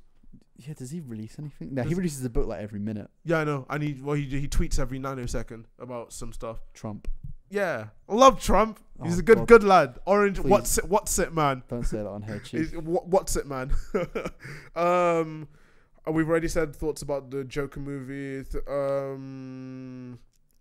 Let's see. Your favorite horror movies? Did we talk about this on the last podcast? Yeah, we did. But have you we said spoke about it today? Like I said. But have you said what your favorite horror movies are? I don't. You don't have any favorite? I'm just gonna say Sinister for now. Yeah, I'd say Sinister. Good choice. I'm sorry if I'm mispronouncing this, but Fighty or Fiddy, please talk about the trailer for Brightburn, James Gunn's produced film. You've not seen it? No. God damn it! Anyway, it's like it's your job to send me these trailers. Yeah, and I tweet about the trailers all the time. You're like the guy that knows everything, and I just have to do my homework beforehand, and then I come on here and shit on everyone's dreams by telling them I dislike their films. Or you've never watched them. I am surprising. I didn't expect this, but I'm the contrarian of this podcast. Yeah, I am the guy that hates everything. You thought I'd be the one that's being like, "Oh, this film is shit" because I say it is. It's like, no, you're the one that's saying it's shit. I hate everything you guys love. I despise. To be fair, I do despise it as well. It's just Fraser's are more vocal about how much he despises. This is just my outlet to like vent all my anger into films that are terrible. Yeah, you have to take it out on like just the poor filmmakers. Or Zack Schneider. I hate you so much. But it's like it's with Brightburn. The one thing that I found really funny about the making of Brightburn is that the film is marketed in such a way. They snided Marvel for firing him for Guardians of the Galaxy, and James Gunn is back now. James Gunn's not actually making the film. What people don't seem to understand... What? James Gunn's not directing Brightburn. Oh, sorry, I thought you said he's not directing Guardians. No, of course he's going to doing that. Like, fucking done that would be stupid. But it's like, everyone says, oh, it's James Gunn's film, it's his vision. It's not. Someone else is directing it. The director of Brightburn is the person who directed the music video for Guardians Inferno. Okay. That director, I haven't seen all the other filmography, but I noticed that he's directing it. It's not even written by James Gunn. It's been written by his, like, he's got a family of guns. It's literally a big family of guns. Oh. And it's like... America have a lot of them. Yeah. What? I just got that took me half a second. That took me half a second. That's a good one. I'll give you that one. I'll give you that one. But I'd say in general, I think Brightburn. I'll be interested to see what Brightburn's like. You're lying when you say you didn't see the trailer because it happened before us. Did it? Yeah, the Brightburn trailer was before us in the cinema. You think I was paying attention? Yes, I do. I was probably because you were talking about it. I was probably on my phone. I probably have seen it. I just can't remember it. I get very tired very easily. Yeah, you really do. I've been yawning this whole thing. He has been yawning this whole thing. Let's keep answering what I enjoy answering questions. Any more questions though? There's like 50. I looked. I know. I'm just trying to think because all of them are like all of them are. Yeah, they're not good questions, lads. We need better questions. Also, but from Kyla or Super Mega. Also, do you guys like the smaller indie film fest movies at all, or is it mainly the ones talked about on the big screen? I do like indie films because indie films are the reason we get a lot of top tier films because these indie film directors finally get given high budgets. And they go on to make films like David F. Sandberg, who went from an indie film, an indie short film, to an indie really large film to Shazam. So it's like, it's like A24 is a good studio. I'd say it's a bit overrated. They're the only ones that have the balls in the film industry to go for these art house films. And I'd say It Comes at Night is probably one of their best films. Loads of people didn't like it because they watched the trailer first. I did. But A24. That's those two questions in one. So 2 birds, 1 stone. Favorite anime movies that aren't by Studio Ghibli or Studio Ghibli.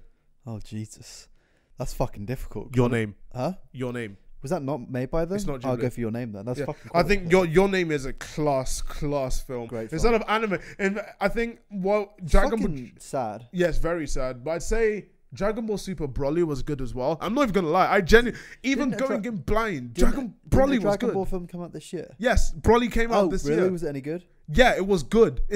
I think it's the best. It's a hot take, and I don't think everyone's gonna agree with me. But I'd say recently, with Dragon Ball being in a bit of a rut because Super ended, are they gonna like? Yeah, no, they're continuing Super. They're continuing Super. The anime. Yeah, the TV one. Is it? Oh, what? Is they restarted it or some shit? Not restarting it. It was when Super ended. It was just a break, but a very extended break.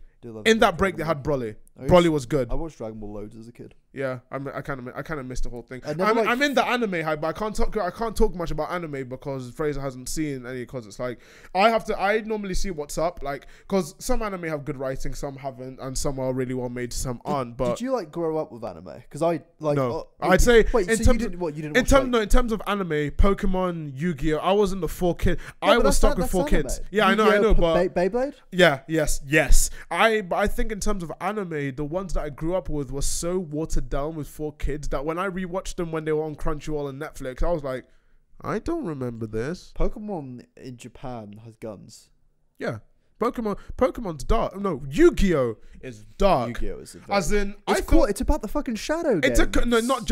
It's not you do realize it's not the Shadow Realm. When you lose a duel, you die. Yeah. I was like, huh? I literally, when I watched that and the guy died, and he disappeared forever. I was like, what? Yeah. Well, I literally like, what? Yeah. What? Yeah. It's a bit. I never knew that. It's a bit different. We got any more questions? I want to answer some more. Let me see. Let me open it again. This is basically just like the chill time where we just sit down and just answer questions and stuff. Everyone's saying Shazam, and Pet Sematary. Oh, wait, I beg you to. Let's see. Oh my goodness. These are. I think the questions here are mainly just like we've covered a lot of them. You got like in one. Like we've said your favorite books, reality TV shows. Any ones that you hate or like? Do they still exist? Yeah, they do, but they're Netflix. Remember, like they don't just do reality Netflix. TV shows. Isn't that like X Factor? No, that's I wouldn't say. No, that's a reality TV show, is it not? Yeah, it kind of is. I'd say. Didn't we get a question about Britain's Got Talent? Yeah, we did. Because Britain's Got Talent coming back. That was asked by Yaz. All I can say is Yaz. Yaz, what's their at? I want to address them directly. What? I want to address them directly. What's their at? Their at is Willany Slut. First off, I'm not surprised you watch Britain's Got Talent because you have that at. And two, please stop watching Britain's Got Talent. It is terrible and they are awful. That's all I'm going to say. Yeah, no, Britain's Got Talent is actually genuinely awful. No, it's awful. And they treat everyone awfully. They treat the contestants like shit. If you want to know what we mean for further details, just type in Britain's Got Talent contestant contract. Type that up on YouTube. Yeah, or just type in Britain's Got Talent contract. Yeah, it'll come up. You type that in, and then you will really change the way you look at Britain's Got Talent because you do. It's people's job to edit it the way they do. When people say, "Oh, I'm gonna be on TV when I'm on Britain's Got Talent," no, you're not. You really aren't. You're not. It's like, let's see. What? I just tapped the sound account. Yeah, I'm literally just going the thing. Coffee. I'm on the Coffee Club one. Movies based off books, are they good or bad? Well, I think there've been more misses than hits. Yeah, there's been more misses than hits. I mean, there's been about what 3 good. Harry Potter, Lord of the Rings. Don't even say The Hobbit. Just don't say The Hobbit. I'm not saying The Hobbit. Harry Potter. Arguably, Lord of the Rings. Nah, Harry Potter did good. Yeah, because I'm a big Harry Potter fan, and I know everything about the books. But the films did good. The films did good for what they got given. They did good for what they had. Yeah. To be fair, I still think Half-Blood Prince kind of fucked it with the book. Yeah, Half-Blood Prince was shit. It was a shit film. Yeah. Ironically, it used to be one of my favorites. But it's weird though because The Order of the Phoenix is one of my favorite films in Harry Potter, but it's considered one, not personally, but it's considered in the Harry Potter fan base as one of the weakest books. Yes, it is considered. Arguably, to be fair, I plowed through 734 pages of that book just to realize that what happened? Nothing. Yeah, nothing. As in, it was the only Harry Potter film where there was no conclusive thing, really. Yeah, like Sirius died. Although the fight was good, the fight between Dumbledore and Voldemort in the film was so good. Actually, yeah, what happened? Umbridge. That's the only thing she was dope. I genuinely remember. I genuinely only really remember Umbridge's whole "I must not tell lies" thing. For a book with 700 pages, you'd expect like some. I mean, Voldemort was cool in it. Voldemort was dope. That's when we first get to see Voldemort. I think that's what it was about. Showing Voldemort fuck with Harry.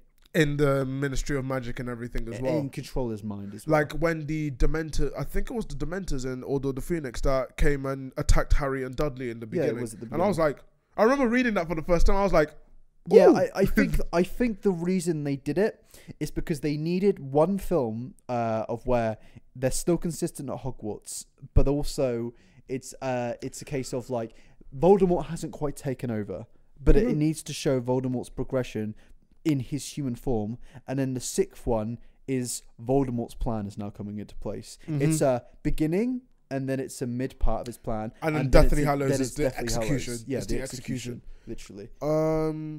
Most of the questions we've done, Sophie has asked short films like In a Heartbeat, but I've talked about short films, especially with Lights Out and stuff. Let's see, Far From Home. We've made some. Well, there's not much to talk about with Far From Home other than Jack Gyllenhaal's a beast. That's about it. Yeah. Let's see. What was our most viewed episode? The first one. What's the views? 5,000. No, what's the hour? What the hour mark? What the length? Yeah. Like 1 hour 29. Wait, no, I swear the last one was longer.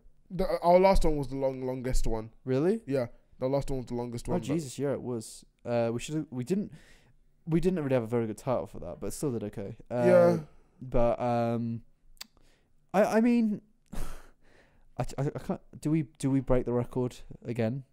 How long have we been doing this one? We've got another 10 minutes to go, but I don't. What could we talk about for 10 minutes? I genuinely don't updates. I'll own updates. I don't personal. like updates. No, let's not do updates. Updates I'm gonna do another update. Yay! I was gonna mention something about animated films extremely quickly. Wait. I've got one. We've got a topic we haven't spoken about. What? Doctor Motherfucking Who. That is extremely true. Do we just do a dedicated episode? I think we do one because in fact, you know what? I'm gonna let's throw a recommendation out there because we just came off the back of watching a video by Nitpicks about how bad series. Two, not guy. Pardon? Yes, two, not guy. Yeah. We talked. They just discussed how bad Series 11 was for the show in general and the character. And You've fully watched it. But I watched it. I dropped it. What do they say about Jodie Whittaker?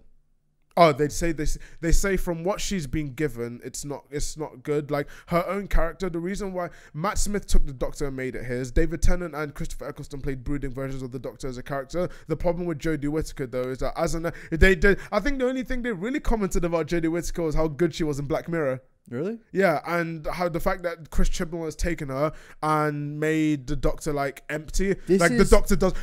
They commented on something that frustrated me the most about the latest season. The Doctor does fuck all. Is there a lot of like?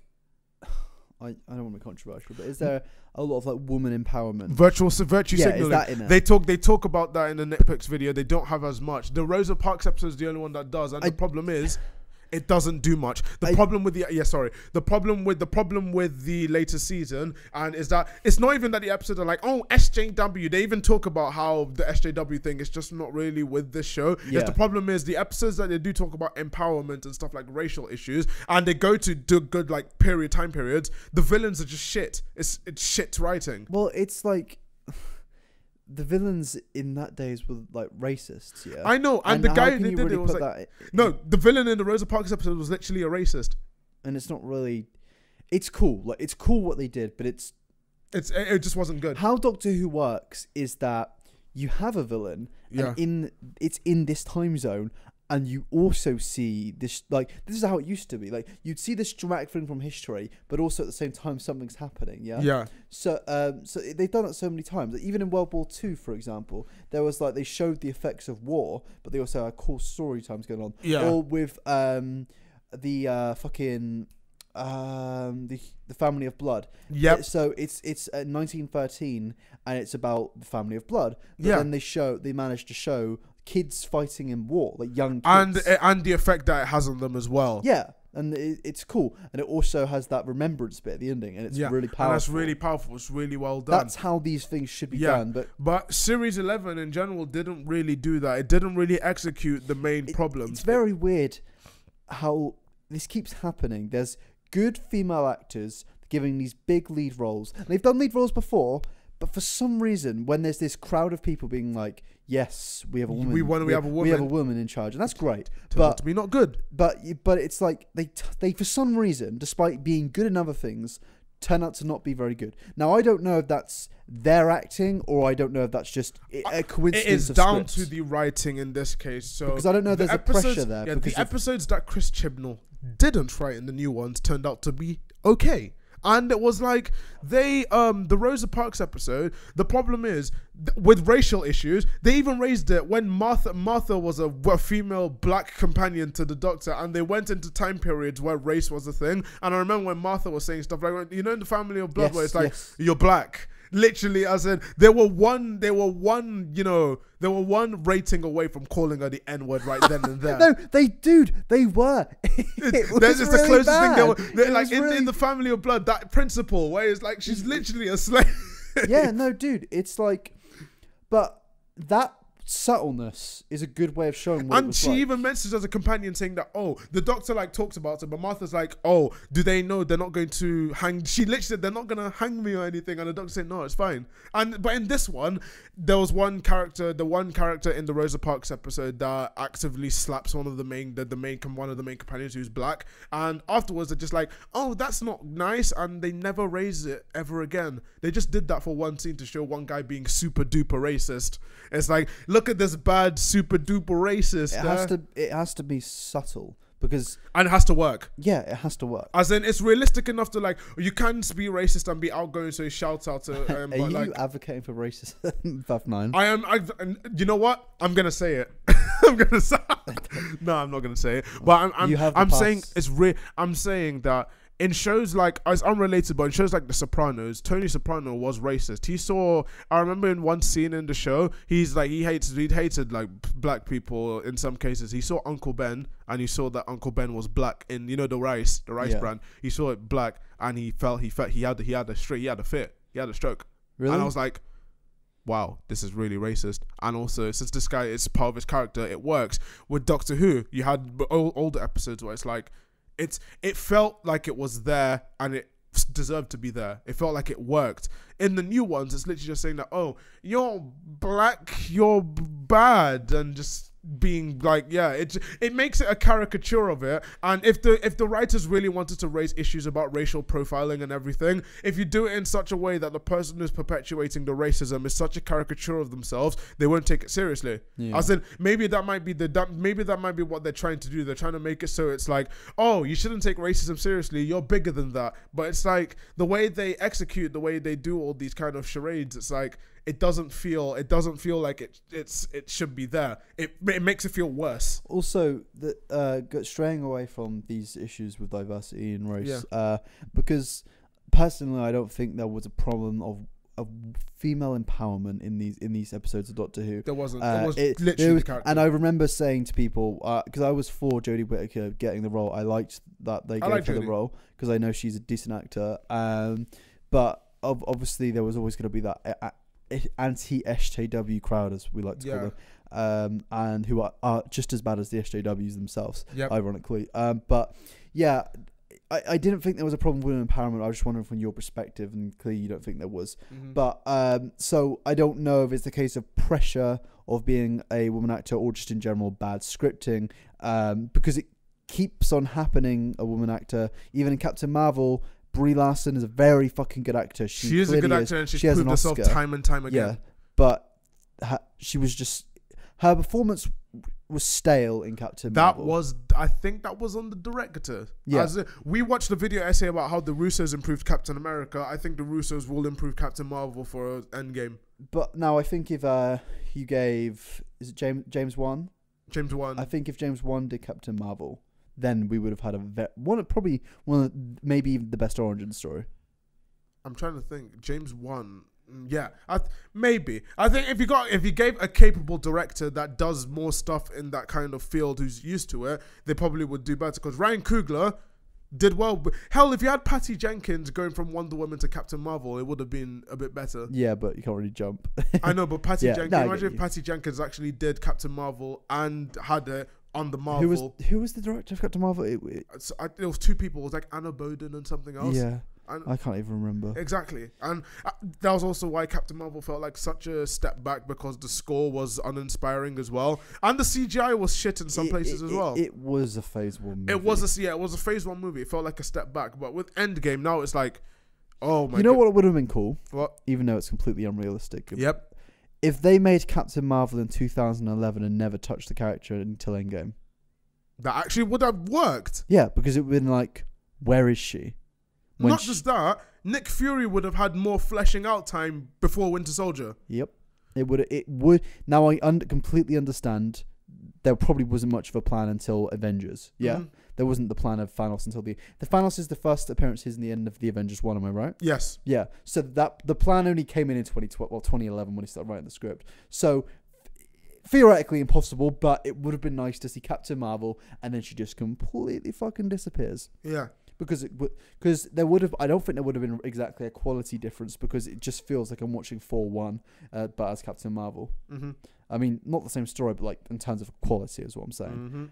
Mm-hmm. But yeah, I think that Captain Marvel will be good in Endgame because she's no doubt gonna get Russo'd. And do you want to talk about my prediction of her dying? What's the prediction? Oh, I think Thanos is gonna kill her. When he goes in the because they basically released a TV what I'm about to trailer. do, I'm going to enjoy it. Yeah, very much. Like, yeah. So Thanos is basically a TV spot, phasing TV spot, and it shows like Tony Stark looking like he's got like gangrened, kind of disheveled. Fucking hell, he looked ill. To be fair, he didn't heal his injuries from Infinity War. Do you know what he looked like? What? When in Iron Man 1, when his thing got taken out, when his little heart thing. When his arc reactor. Imagine if Thanos did that to him. Just rips it out or something. Like, you don't need this. But it makes sense. Do you know why? Because in the Infinity War trailer, it makes sense. Iron Man dies. What I'm saying here is because in the Infinity War trailer, one of the first scenes was Peter Parker's death scene, and it was Tony Stark. Now maybe one of the first scenes in this trailer is Tony. The end of the first hour of Endgame. Yeah. To be fair, I think that's when he gets rescued. Yeah. But what I think it is, I think Captain Marvel will die and come back.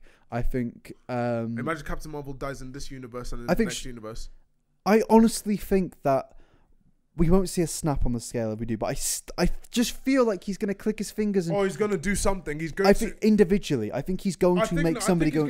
I think he's going to use the Infinity Stones to kill. Like, because I think one thing you have... Because he hasn't done that. Yeah, one thing with the Infinity Stones, he hasn't used an individual Infinity Stone to kill someone at all. He almost killed Thor. He almost killed Thor because he was about to use Power Stone. But nobody actually... in the MCU has no. Obviously people have, but Loki's scepter killed people. I know, but that was like kind of weird. That was Loki's powers as well. That's the only Power Stone that's killed. Also the Power Stone was only used, and the only way they killed was because it was misused. It just was Loki's scepter the Power Stone, yeah? No, Loki's scepter was the Tesseract. It was a Space Stone. Space Stone. And the Power Stone was introduced in Guardians of the Galaxy, where someone I think it was the Collector or someone, but she went like, "Oh, I'm not your boss anymore," and then touched it and died. On it, yeah. And then the Guardian, Ronan got killed by the Guardians.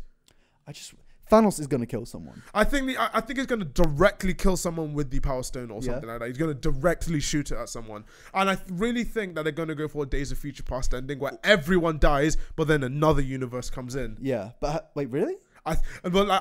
Everyone dies, but something happens in another universe that affects all the universes, causing them not to have died in the first place. But have you noticed that in this trailer, Thanos seems way more calm than he did in the Infinity War trailer? And also the planet, I confirmed it. The planet is Xandar. Yeah, he is on Xandar. Yeah. But he just seems way more calm. So maybe it's more of like a holy warrior sort of vibe. Like he knows that he is the savior of the universe. He's just there. About to drop his mixtape. And now he's like. I think Thanos kind of thinks he's like the guardian of the universe at this point. I think he thinks it's his duty and job to protect his sacrifice. He's the guardian of the galaxy now. Yeah, he is. Thanos is look at me. Look at me. I'm the guardian of the galaxy now. This is officially our longest podcast. We're actually not gonna have to cut much stuff out compared to last time. No, nothing's getting cut out. This is the uncut episode. But yeah, should we wrap it up here? I didn't explain why Captain Marvel's gonna die. Did you know? I just think. For some reason, it makes sense because the Russos said that it's going to be focused on the last 6 Avengers. Why would it be focused on them when you have an all-powerful being like Captain Marvel? And she could easily be with Thor. What do you mean? As in she could easily so they go there. Yeah, but you can see in the trailer she is going to Xandar with them in the emergency mission. Yeah.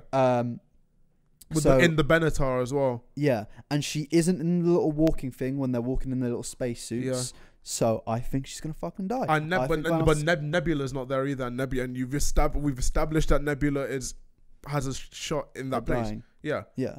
And it's like she does like a battle cry or something, but it's like she's there as well. So I think they will fight. Captain Marvel's gonna fucking die. She's gonna fucking die. And Thanos is just gonna call her. Imagine. You know the Spider-Man thing when he pinned Spider-Man against the. Imagine if he just gets Captain Marvel, just fucking choke slams her against the fucking floor and kills her. F5's a DDT on the thing. Goodbye. Never comes back. Yeah, there's just DDT. Not even that. Just does like a WWE move. Just gets it. RKO Thanos. RKO's Captain Marvel onto the ground. Like she tries to fly away and just like no. Just like that. Fuck's sake. Should we wrap it up there? Yeah, I think we should probably wrap it up there. This has been the longest episode of the Coffee Club podcast today. They're only gonna get longer. It's gonna turn into the Joe Rogan podcast where it's like 6 hours. Yo, we could go 3 hours. We are going to one avenue that I really wanted to do was a live episode down the line. Yeah. Do you think after Endgame we should stream? Yes. No. It'd be too late. Okay. Yeah. In that case, we'll probably just do a podcast by then. But I'd say podcast will be long. I'd say in general, I don't think we need to say at this point that it's on iTunes, Spotify, and SoundCloud and everything. It's all in there. You probably would have seen it by this time. So I thank you all. Our social medias are all in the description. Yeah, all the social medias are in the description as always. And thanks you guys for listening to or watching this episode of the Coffee Club podcast. And I will see you next time where we review Pet Sematary, hopefully, and Game of Thrones. Shazam! Or Captain Spark. Something just to go in. But you know when they said when the person called him Captain Sparkle Fingers, I thought I was going to say Captain Sparkles. I thought it was a Minecraft reference going there. Bye, guys. I genuinely thought. Bye, guys. Jesus, for the worst ending. The worst ending. We're still going. Bye. Bye.